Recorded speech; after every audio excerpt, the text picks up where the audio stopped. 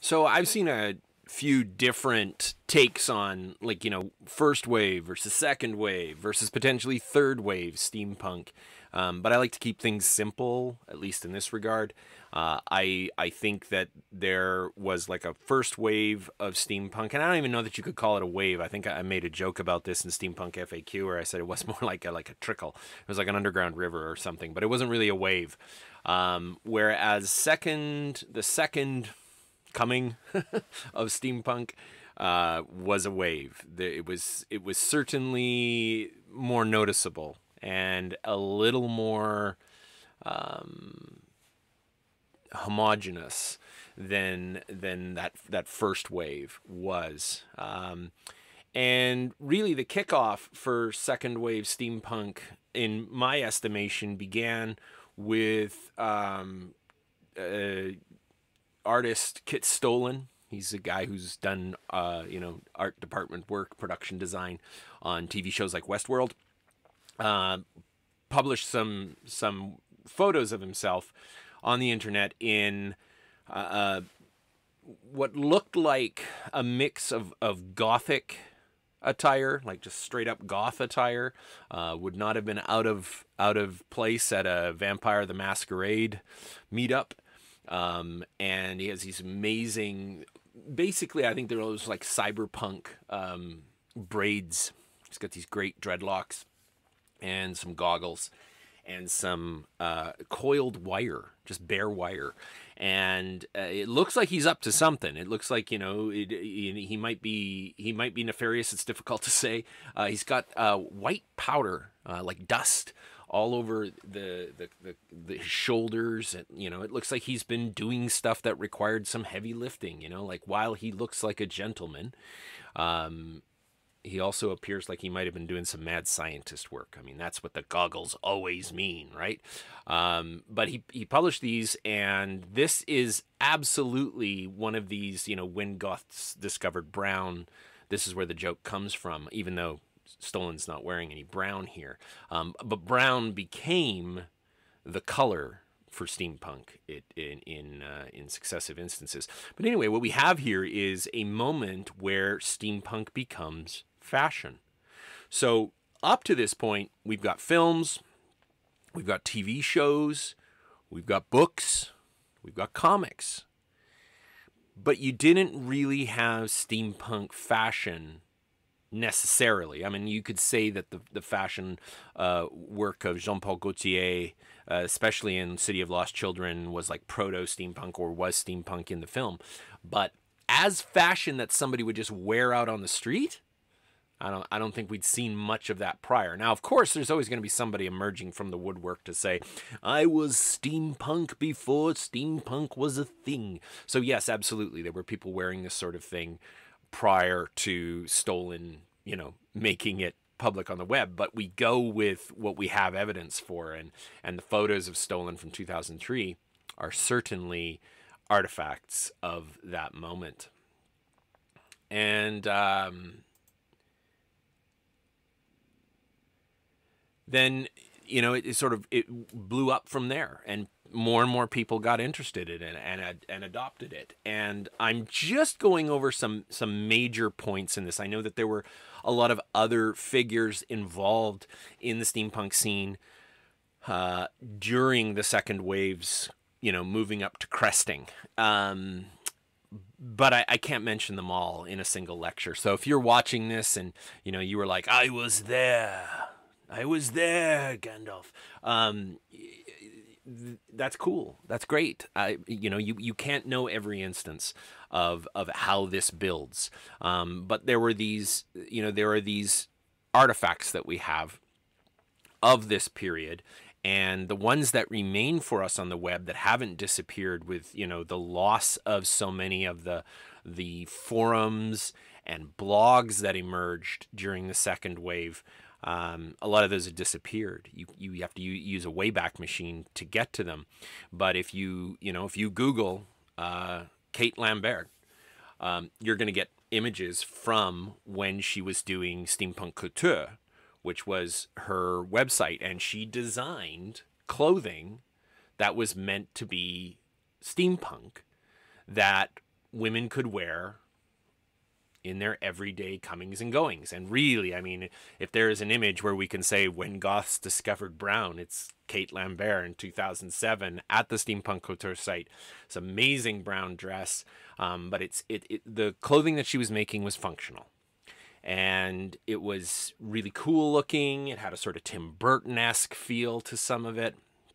And you could order her designs from that website. And, you know, she gained a certain degree of celebrity as one of the steampunk fashionistas at this point.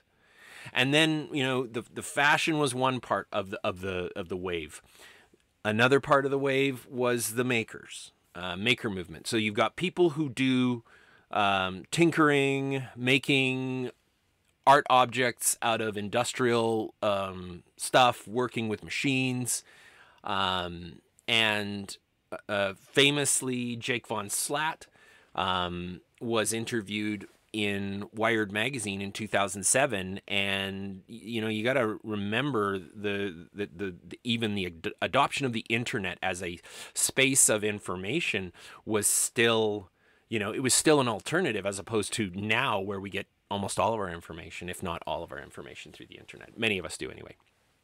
And Jake Von Slatt in Wired had, you know, he'd steampunked a keyboard, he'd steampunked a monitor, he'd steampunked his computer, right? And he had taken elements from, we might say, in the industrial age, and utilized them to make things beautiful that we would normally just think of as utilitarian, as very practical objects.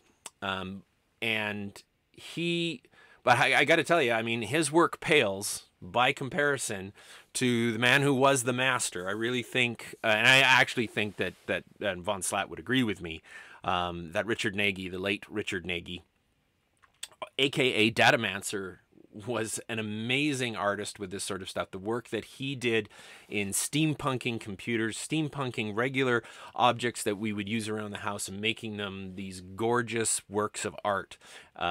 He was the master. But people, you know, would look at this stuff on the web. You could, you know, if you were to Google steampunk in 2007, 2008, you would be finding stuff like that, steampunked keyboards, steampunked, I don't want to say toasters, but, you know, taking stuff that we had arrived at this ultra,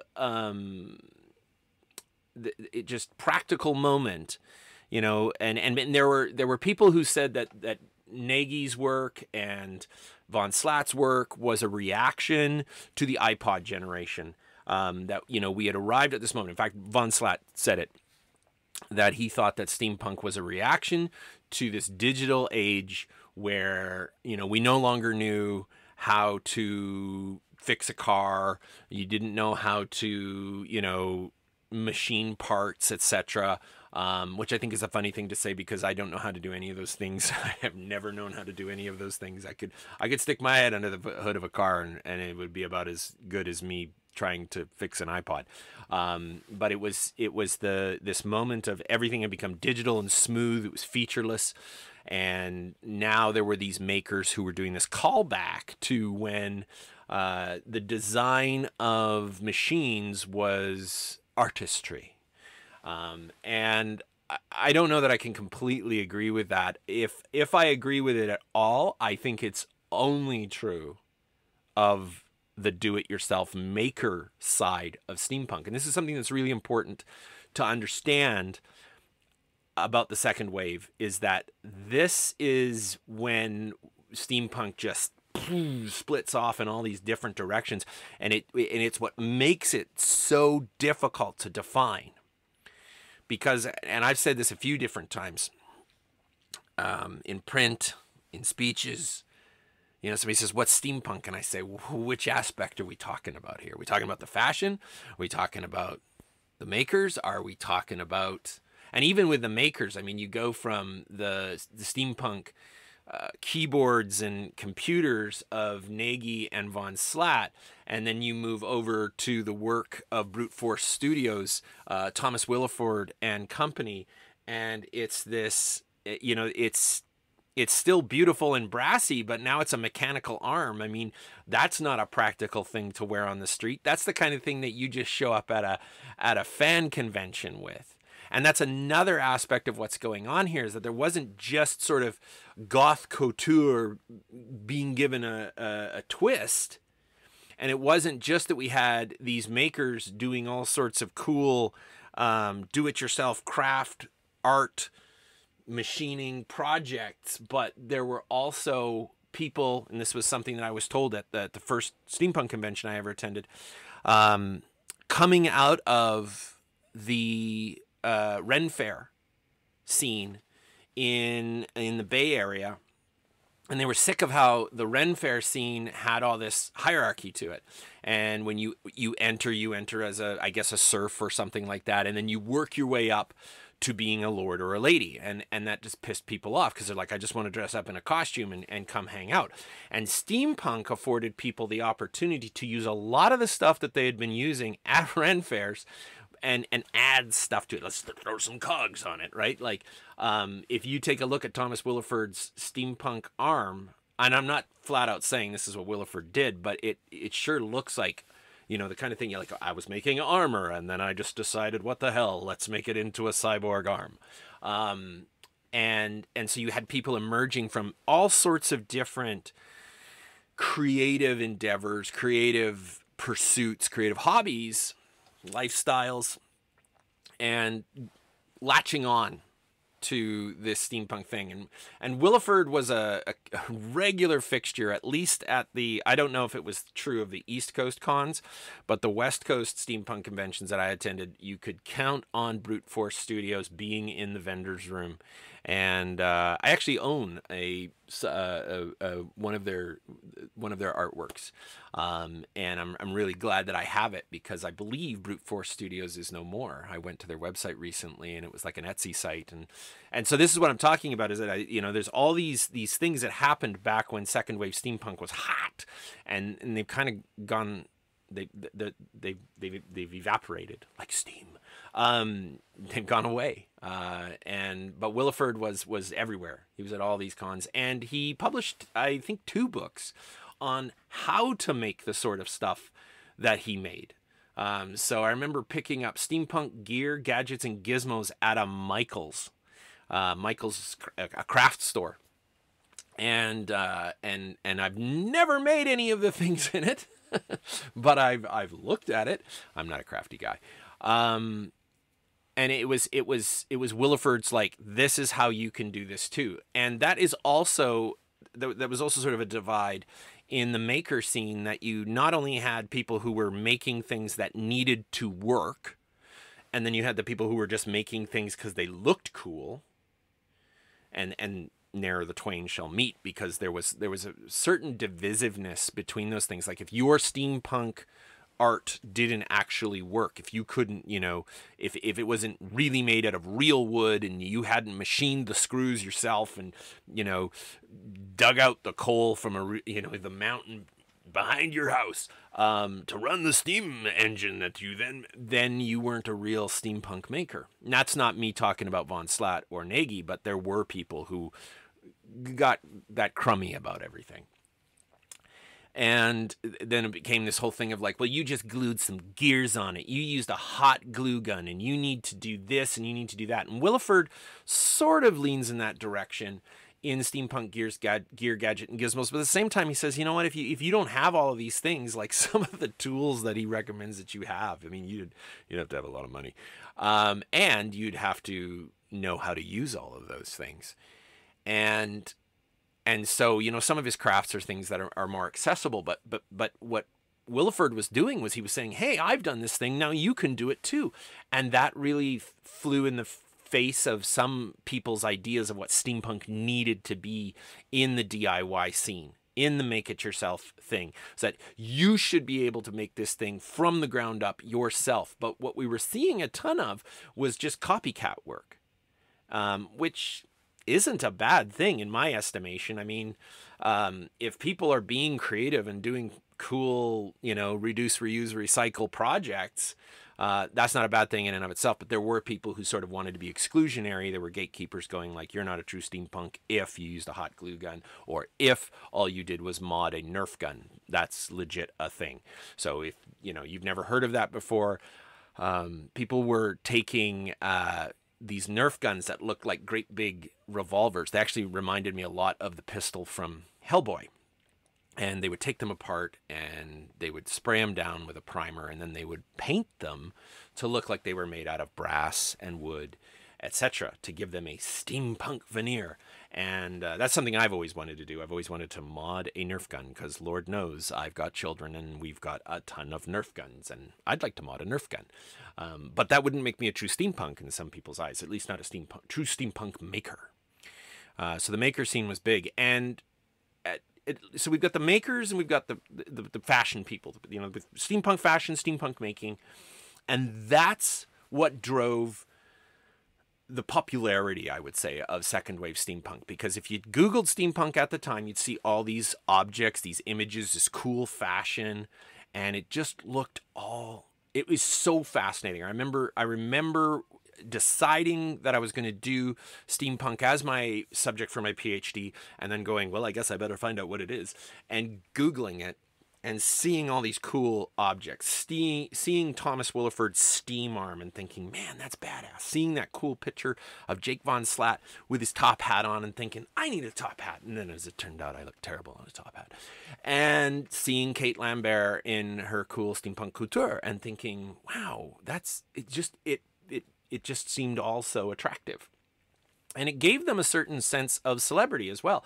When there was a reality show called Steampunked not so many years ago, well after the second wave was over, I can tell you that much.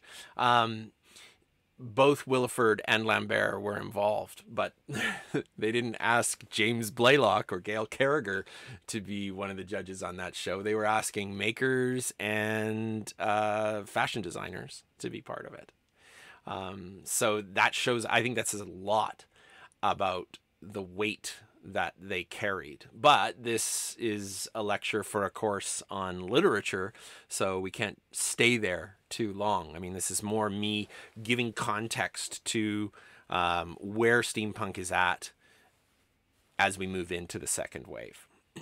So the whole maker thing happening in 2007, fashion on the rise from 2003 up to 2007, and then in 2008, Abney Park, this band, who had sort of started out as a techno-goth thing,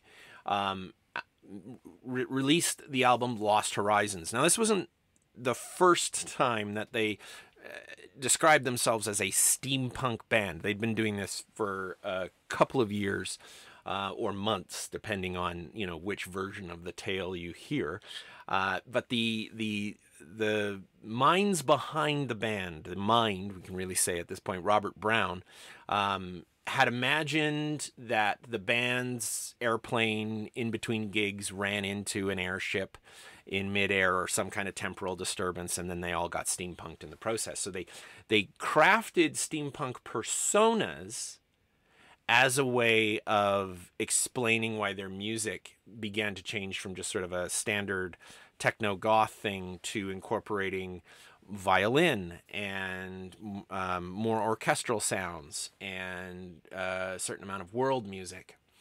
But not only that, dressing the part too. So Brown the whole idea of the band as a group of airship pirates, and that was the thing about the album Lost Horizons, was that it had this song, it was their hit really, called Airship Pirate. And I remember listening to it on my way down to my first steampunk convention in 2008. And I like their music. And again, this is one of those things where I can say, like, okay, I know there were a bunch of other steampunk bands, but y'all didn't make the same impact that Robert Brown and his wife Christina Erickson and the revolving door of musicians who have been part of Abney Park did over the years that they have been playing, and they declared themselves as steampunk music, and then went and dressed the part and had the attire. And what was fascinating to me about Brown and you know, his bandmates, and this is all most of these photos. If you go and take a look at the video, if you're listening to the podcast, just know that the photos that we're looking at here are all roughly contemporary for around 2008, 2009. This moment when the second wave of steampunk is, you know, at its largest, at its biggest, with its greatest inertia, I would say, momentum. But what we're seeing here is a confluence of the fashion designers and the makers, because Abney Park is wearing steampunk fashion, but their instruments are also steampunked, and they're wearing attire, the kind of thing that you would buy at Brute Force Studios. The look of their guitars, of the various instruments, is the same sort of thing that Jake Von Slatt and Richard Nagy had done with computers, but it's taking that idea and it's mapping it over to musical instruments. So much so that Christina Eriksen's keyboard is an art object unto itself. It's absolutely gorgeous. I recognized the type of keyboard it was. They had it on display at one of the cons, and I went up and I took a look, and I'm like, I played in a band with a guy who used that keyboard, and I played in a band with a guy who used that keyboard stand. But his keyboard stand and his keyboard didn't have all this like intricate filigree that was supposed to look like it was made from brass. It didn't have a sort of arc reactor inside of a disc that straight up looks like it's the disc from the Time Machine. Like literally this keyboard will have you traveling through time is the idea. When I'm talking about the Time Machine, I'm talking about George Powell's film and that iconic disc that sits on the back of the Time Machine, the sled that is the Time Machine. And Eriksen's keyboard design is all about that. So it wasn't just their music. In fact, you know, I was talking with the then guitar player, Nathaniel Johnston, and I said, you guys are kind of like Lorena McKennett meets Rammstein. And he's like, oh, I like that. There was rock, and there was like, they used a techno beat. They didn't have a live drummer, at least not at the time. And then they combined that with like violin and Christina Eriksen playing all sorts of orchestral sounds from piano to strings, and a mix of female vocals with male vocals, and those male vocals are sometimes kind of growly and stuff. And so somebody says, well, what is steampunk music? I don't actually think there is a style of music that you can nail to the floor and say, that's absolutely steampunk. But it's going to incorporate some of the same things that I talked about in earlier lectures, that there is an element of techno fantasy going on here, right? Like, is this keyboard powered by Ethereum? What kind of looks like it is this green crackle of energy inside this disc right in the, the middle. And there's like a timepiece sitting on it, but does it do anything? No, not really. It's sort of a magical thing. Even their backstory, I mean, crashing into an airship or having their plane transformed into an airship or something like that. That it's retro-futuristic. It's got this, this look from the past. Their lyrics were involved in that, so the content, and definitely a sort of hyper vintage. And I remember running into Robert Brown in the halls at one of the conventions, and my wife and I were walking by, and I had a cowboy hat on, if I recall correctly. It's like a black cowboy hat with a silver band and some tall boots and black jacket and whatnot. My wife looked more jazz era, and Robert had just been saying to somebody that, steampunk's kind of getting into a rut. It's all brown, leather. He said, I'd really like to see people doing new things. And he turned and he saw us and he goes, like them. And that was kind of a cool moment, right? Robert Brown of Abney Park was like them. And I was like, yeah. When I knew damn well that all we'd done was grab shit out of our closet. But that was also one of the things about steampunk fashion is could you do it yourself? Could you thrift it? And there were panels on that at steampunk conventions, and that's the other thing about second wave steampunk is it was the emergence of steampunk conventions. There were a number of small gatherings before 2008 ushered in the big steampunk conventions that didn't. This wasn't like you were at a Comic-Con or a fan con of some other kind and you happened to show up dressed steampunk, or there were some, presentations or workshops or whatever that were about steampunk. This was an event that was entirely devoted to steampunk. And I know that there's some contention around this, but I did my digging. Steam Powered was the first that really laid tracks for being a steampunk convention. It was held in Sunnyvale, California on started on October 31st in the fall of 2008. I remember that very clearly because I remember flying in from Canada and driving, like my driver getting me to the hotel, looking out the window and seeing kids dressed for Halloween. So I remember that very, very clearly, and no one thinking it was particularly weird that I went into the sushi place across the street and I was, dressed up. It didn't seem strange to them because it was Halloween. But this was the first of many. At least in North America. There is, the possibility that the growth of Asylum in the UK may precede this, but in North America it was steam powered, and the whole weekend, steampunk things. And so you'd go to a talk on how to, thrift your steampunk costume, how to get that kind of thing at local thrift stores. I'll say more about that in just a little while. And I met a group of people who were improv theater performers with a very particular niche. They did improv performance as characters from Jules Verne's stories. So one of them was Captain Nemo, one of them was Robert the Conqueror, and any of the women in this group were like basically bit parts from Verne, because Verne didn't write a lot of women into his books, but they had grown those characters and those personas. Again, a confluence of fashion, confluence of the maker scene, but also a lot of these people had said we were people who had been involved in the Ren Fair scene, and we didn't really like the way that it was so political. And what we love about steampunk is that there's this freedom to just do whatever you want. You want to come as a lord and a lady, you show up as a lord and a lady. You want to come as a factory worker, then get that big ass wrench and do that. Two of the guests that were at Steam Powered were Anne and Jeff Vandermeer. And many people will know Jeff Vandermeer from his books, but maybe not know Anne. As a team, these two have edited some of the coolest anthologies, just a ton of stuff from steampunk to new weird, and more recently they've done some what I would say are really definitive anthologies of science fiction, fantasy, and the weird.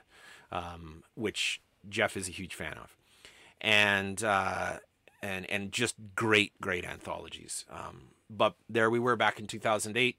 Steampunk just released from Tachyon Books. They were promoting it, and it's also another sort of moment in this wave. As this wave is moving forward, I think Anne and Jeff saw an opportunity with the growth of interest in steampunk in fashion, in the maker scene, Abney Park doing music, other groups doing music, like Vernian Process, and now it's time to do an anthology. Because if you regularly edit anthologies, and why not do one on steampunk? And I still really love this anthology because it is an artifacts, right?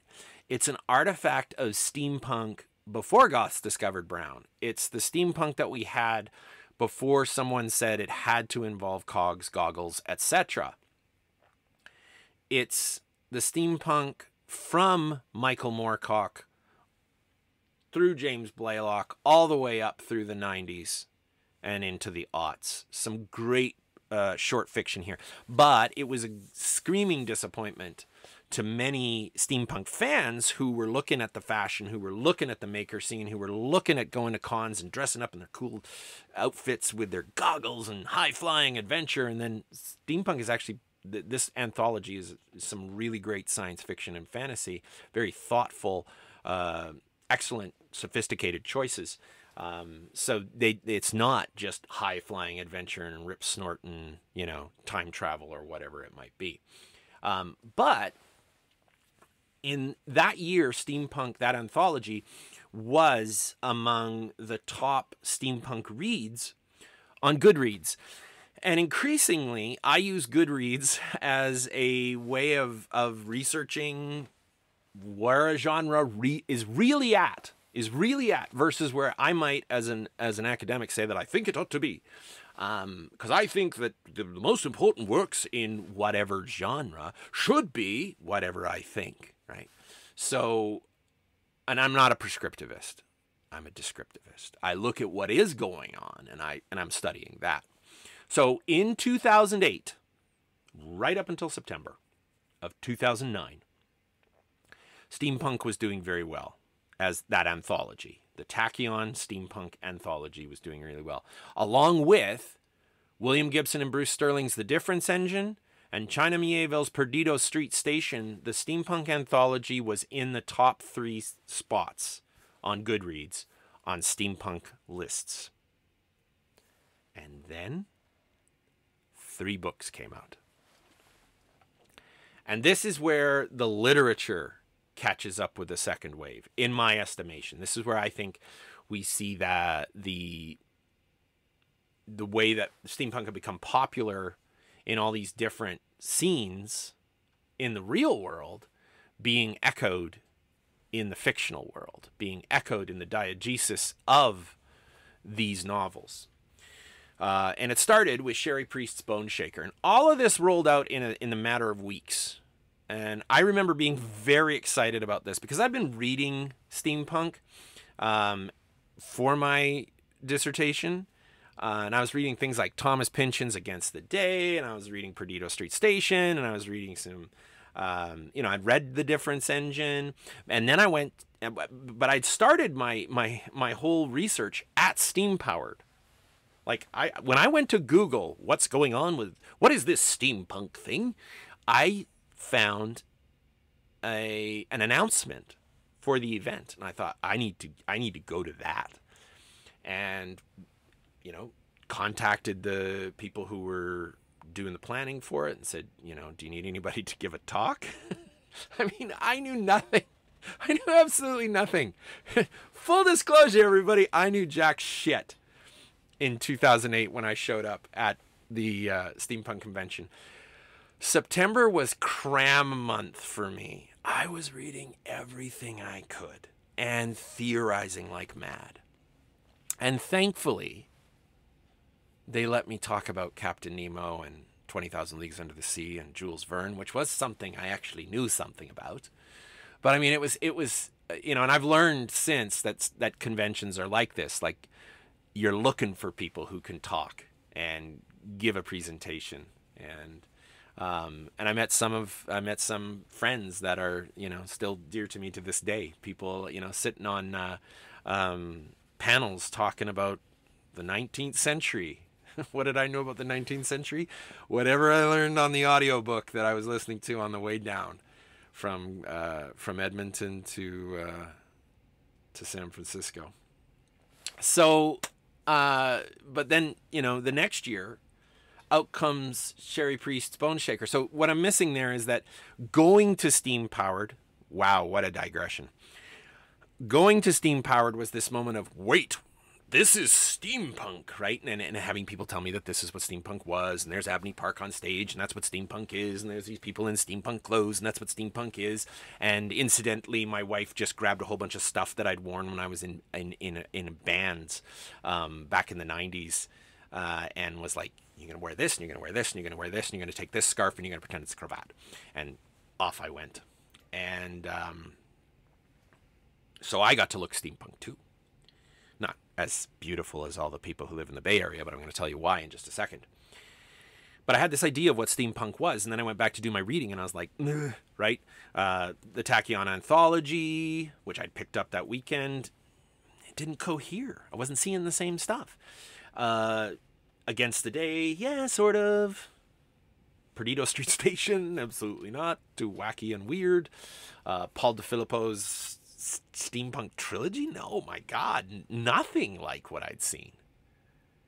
And then BONESHAKER came out, and the front cover has these goggles on it. And I was like, I saw those goggles in the vendor room at several steampunk events. And Sherry, and I don't know if it was Sherry's decision to make that cover. I know that a lot of authors do not get any say in their covers. But I do know that the editor who greenlit BONESHAKER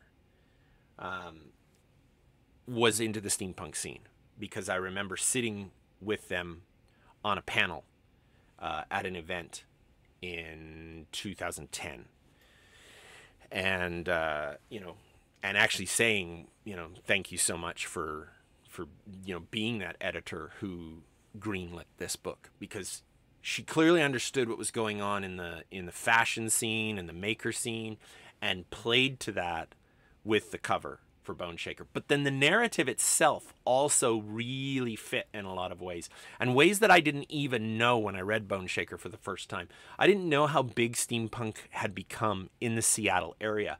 So to set BONESHAKER in Seattle, in a walled Seattle, in a Seattle that is walled because it is filled with a noxious gas that turns people into steampunk zombies. I don't know what makes a zombie steampunk. I just said that way. Sherry doesn't say that ever in the book. But you know, this young kid goes in, and his mother goes in after him, and it's kind of like Escape from New York. In that respect, you got to get back out. We got to get out of the walled city, right? And there's airships, and there's goggles, and there's big coats and guns and zombies, and that was what I'd seen when I was at the con. And now the literature was catching up. Something that I could not have told you at the time. That was the trouble. Being in the middle of it, it was difficult to see it clearly. Just a few weeks later, Gail Carriger, who I met for the first time at Steampowered, she hadn't yet released a book. She was just this woman in an amazing corset dress with teaspoons on it. And she sent me this book. She said, hey, would you read this and review it on your website? And I said, sure. And little did I know, little did any of us know, that Carriger was going to be the name to emerge from the second wave writers. The name. I mean, bar none, but I'm going to do an entire lecture on that, so I'm not going to waste any air on that right now. I'm just going to say Gail Carriger's Solus comes out, and I mean, right on the cover, a novel of vampires, werewolves, and parasols. This is an alternate version of the UK, of London, of the world, really. I mean, she gets beyond that, but it starts in London, and there's paranormal creatures, but they're part of society. And you know, if you're a vampire, you should ask before you suck someone's blood. That's clear in the first pages of the book. The heroine gets attacked by a vampire, and she's not so much flummoxed by the fact that she's being attacked by a vampire as she is that he didn't ask. He didn't ask to bite me. How rude, right? Polite society, the comedy of manners, given a steampunk injection. And terribly funny books. I mean, right up at the top here, wickedly funny, says Angie Fox. You know, you can't find a copy of Solus in subsequent prints that doesn't say the New York Times bestseller. So it came out. And again, front cover, we're seeing a model with a top hat on that's got goggles on it. Does this ever appear in the book? No, but it doesn't matter, because this is if you'd Googled steampunk, you'd have seen somebody who looked like this. You'd have seen somebody in a dress like this, with a top hat like that, with goggles on it, and maybe a cool parasol to boot. And so what we're seeing here is steampunk that's caught up with the wave. Scott Westerfeld's Leviathan, front cover of the original book, was an embossed foil cover with the Habsburg crest done steampunk. And again, it was the right aesthetic. It was the way steampunk was looking when people were Googling it. What makers were churning out from their garages, what fashionistas were producing in their sewing rooms, was being mirrored in the marketing strategies for these books. Are they drastically different from what had come before? I'd say yes, because they're more focused on just sort of straight up adventure entertainment. You can do deeper readings of them. I have. Other people have. There's quite a bit. There's actually, you know, several academic articles that have been written about Scott Westerfeld's Leviathan. Incidentally, every time someone asks me what they ought to, you know, what would you suggest for a reading list for my steampunk dissertation? Because their thesis advisors have no clue. They're like, I'd like to do my dissertation or my master's thesis on steampunk. And you can just imagine some academic out there going, okay, no idea what it is. And those people not as lucky as me to have had an advisor who was like, not only do I want you, not only will I let you do steampunk, but I want you to do steampunk. I remember going to academic conferences and people going, how did you get permission to do steampunk? I'm like, permission? It was an arrangement. You know, if I would do steampunk, I got to work with this person again. So it wasn't like, you know, I dragged them kicking and screaming, but that was probably more the case for many of these people who would contact me. I'd get these emails. What would you suggest as a reading list? And I was always like, Sherry Priest, Gail Carriger, Scott Westerfeld, you're done. Because that's what steampunk is. Now, I know that there are going to be people, maybe I actually don't know why I say this. I don't think anybody's going to watch this whole video who disagrees with me completely. They're going to be like, I remember this guy. I don't agree with him, so I'm not watching his damn video. But I know that there are people who would be like, no, this is not what steampunk is. Steampunk is this other writing over here. This was more serious. You know, it's Mieville, for God's sake. And it's like, no, you're right. China Mieville is absolutely steampunk. But you want to talk about who sits at the top of those Goodreads lists over and over again. Westerfield, Priest, Carriger. And their entire series. It's not like one of the books is up there. All of their books. And I would recommend these. And people come back and say, well, my thesis advisor doesn't think that they're stylistically sophisticated enough. And I'm like, then you're not studying steampunk. You're studying Thomas Pynchon writing about stuff that we can call steampunk. But you're not studying steampunk. These three books ousted the top three. Difference Engine got shunted down within a few months. By January or February of 2009, BONESHAKER, Solus, Leviathan, the top three on Goodreads. And you have to think about how long the Difference Engine had been out and that it was sitting up right up at the top. And I mean, I think largely because people are like, it's William Gibson and he wrote Neuromancer. Why do I always do British? I suppose it's because we're talking about steampunk. It was William Gibson and he wrote Neuromancer, and wasn't that great? I loved Neuromancer. Let's read another William Gibson book. This one's a bit dry. I don't think I can finish it. But it's sat up at the top. People were, you know, saying this is one of the best steampunk books, I guess. BONESHAKER, Solus, Leviathan, they became the top three within a few months. And that's no diss to any of those other writers. It's just, this is what happened. These were the popular reads when it came to steampunk at that point.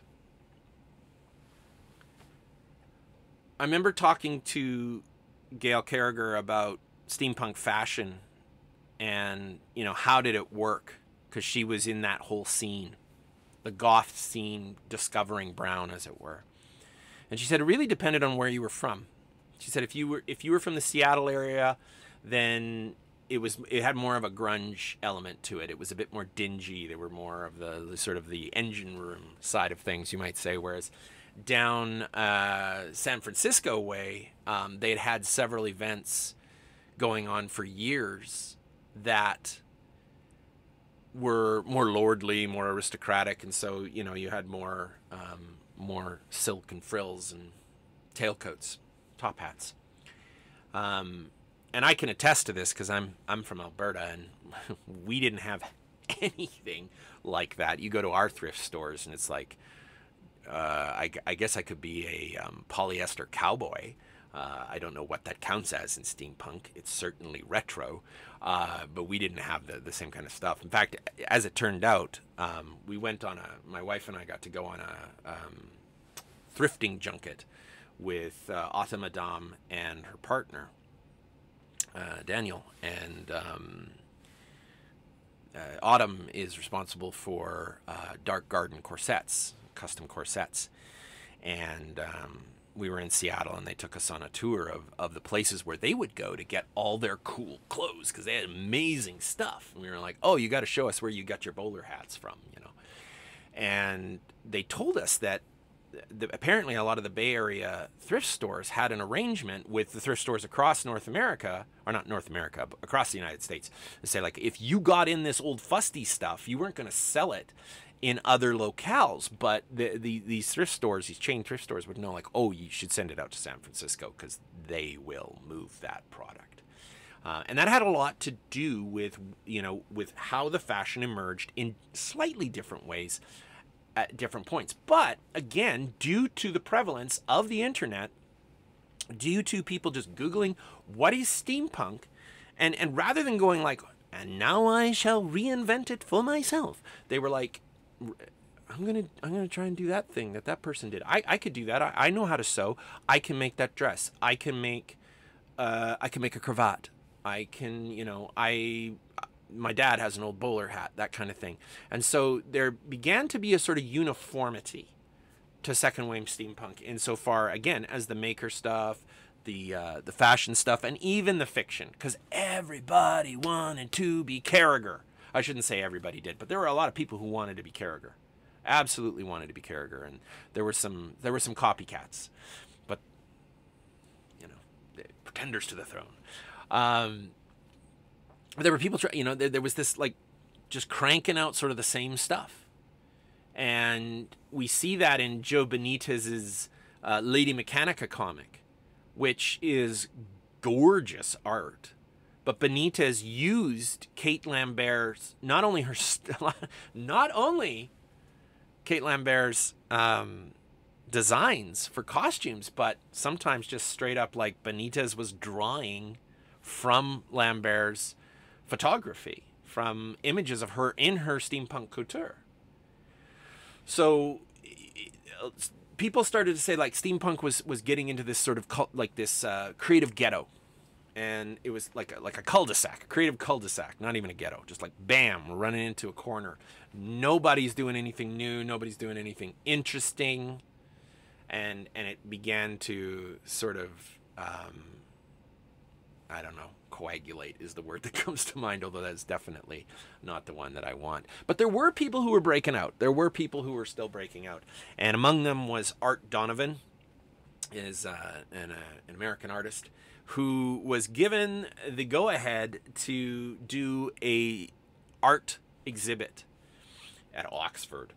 And this image here is his Shiva Mandala, one of my favorite works of steampunk art, and were I a wealthy man, it would be hanging in my house. I absolutely love it. It's just a gorgeous, gorgeous piece of art, but it doesn't look like every other steampunk thing. It doesn't look like a steampunked keyboard. It doesn't look like a steampunked computer. It doesn't look like Williford's arm. It looks like its own thing. So Art Donovan was the curator for this exhibition of steampunk, and I mention this because it ran from 2009 to 2010. October 13th, 2009 to February 21st, 2010. And this, too, is one of those artifact indicators for the popularity of steampunk at this time. That the Museum of the History of Science at the University of Oxford in the United Kingdom would ship over artworks for this from America and, as it turned out, all over the world. But these were divergent. They colored outside the lines of the uniformity that had emerged in second wave steampunk in the maker scene and in the fashion scene. Stéphane Hallu's lovely little blobby people with you know, these leather clothes, and you know, this guy, it looks like he's got like, it looks to me like he's got an elevator, like the buttons that you'd push on an elevator to go up, attached to his jacket. You know, he's got the goggles, but they're not the usual steampunk goggles. This flying guy, I mean, they're absurd looking characters. They kind of, they remind me in so many ways of the designs of characters in Despicable Me, cartoony. Oh, and by the way, there is a short film based on these characters, based on Hallu's art. So this is some of the stuff that appeared at the Oxford exhibition. Chris Cooksey's very detailed model art is like taking all sorts of bits and pieces from model kits and crafting these really interesting techno-fantastic works. And they have that retro feel to them. An agglomeration of, you know, Stagecoach with Zeppelin, all sorts of turrets and towers and stuff sticking out. It's just a, you know, it's like Howl's Moving Castle on steroids. Chris Cooksey. Canadian artist James Ng did Asian steampunk, and really turned things on its head, because up until this point it had largely been a very white endeavor, despite its beginnings with kits stolen. Here, you know, people were like, "Oh, is that can it really be steampunk if it's not Victorian?" That was a legit question, at least legit in some people's minds. It wasn't ever legit in mine. But Ng's work is absolutely fabulous. I have seen it up close and in person. I haven't seen James in person, but I've seen the art in person, and it is dazzling, absolutely dazzling. Wonderful, wonderful artwork. But these are the fracture points. These are the points where it's like, no, I'm not going to just do what everybody else is doing. I'm going to color outside the lines and make something new and something interesting. And then finally, and I end here because, speaking of people doing what they want and doing something interesting, I can't help but think of Margaret Killjoy, also known as Magpie Killjoy at the time, and Libby Bulloff, who were responsible for Steampunk magazine. If you read anywhere that steampunk was a movement, if you read anywhere that steampunk had a manifesto, if you read anywhere that steampunk was a culture, a countercultural movement, because I've been reading some stuff that's been published quite recently, actually, and still talking about it like it is a movement. It's not. There may still be people out there who have taken up the flag and continue to run with it. But it was really Killjoy and Bulloff who I think were at the forefront of this, and they certainly spurred others to do it. I'm not saying they were the only people who were interested in the punk in steampunk, but they were really interested in it. And Margaret Killjoy, I always appreciated, and because you might think, oh, it's the people with they've got an agenda and a manifesto and all this other thing. But I remember submitting work to Steampunk magazine, which was it was a fanzine in many ways, but with a political edge and a political agenda, we might say. And Margaret Killjoy was always open to others' views, even when she didn't agree with them. I remember saying that I felt that steampunk was an empty aesthetic, that it was like a teacup that you could pour anything into. You know, you want rum in your teacup, put rum in your teacup. You want tea in your teacup, put tea in your teacup. And Killjoy didn't like that. but not in an adversarial way. And if I ever, you know, when I think back to the days of Steampunk Magazine being a thing and Killjoy and Bulloff being part of the scene, it was that I really felt like they brought a vibrancy to it. That I was sad to learn when I was writing Steampunk FAQ was no longer, you know, a vibrancy for them. I reached out to both Killjoy and Bulloff to ask them, you know, about those things, and they said, it's not really where I'm at anymore. It's not my thing. I did my thing with the steampunk scene, and I'm done with it. And that kind of made me sad because they, as a creative team, had been responsible for crafting this sort of culture, this idea of steampunk as a movement, I think, more than just about anybody else. I mean, I could be wrong about that. But that's, you know, from a guy sitting in the middle of the Alberta prairies, that's what it looked like from where I was. And in as much as Killjoy and Bulloff and I probably would disagree about a million things when it came to steampunk, they facilitated the conversation. And because Steampunk Magazine was free, it really facilitated the conversation. It really put it out there. There were other fanzines, but this was the one that really had legs, the one that people looked at. And I know that people who have taught steampunk in the university setting before used Steampunk Magazine as a way of going, well, this is what steampunk was about. But I end with this to say this was just one more facet of what steampunk was about in that second wave. There was the where's the punk in steampunk? There was the music. There were the makers. There was the fashion. There was the literature. There were comics. And there were games. Steampunk had its moment in the sun. And it kicked off, I would say, 2007, 2008. That's really where it went boom. And it kept going right up until about, I'd say 2011, 2012 was when it started to come back down. And it's, you know, what do I want to say? Do I want to say it's had its day? I think there are still people who are interested in steampunk, but I don't think it's anything like what it was in its heyday at this point, where you had Killjoys and Bulloffs creating cool manifesto-oriented magazines, like very underground, very counterculture, where you had steampunk conventions that Abney Park would play at, or Vernian Process would play at, or Steampunk Giraffe would play at. That you would see the fashion, that somebody could make a living off of designing the fashion or going from con to con with their designs. And that's definitely a thing of the past now. But this is when steampunk was big. This is when steampunk was cool. When we went into that second wave, and I genuinely do think that that second wave is over, and that we've moved into something else. I don't know if it's a wave.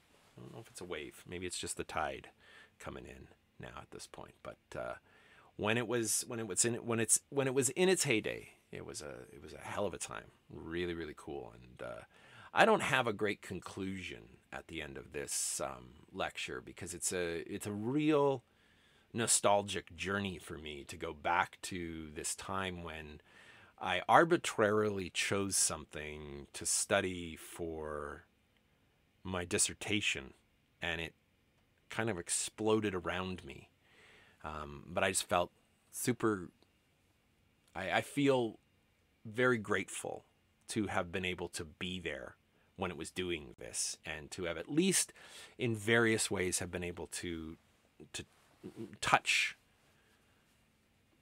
to be close to all of that, so that when I look back on it now, I'm not just talking about it based on what little bits and pieces I can glean from the artifacts that remain, but that I can look back on it and I can say I was there. I remember what it looked like. I remember who these people were and what they were doing, and what it felt like to be part of the second wave of steampunk.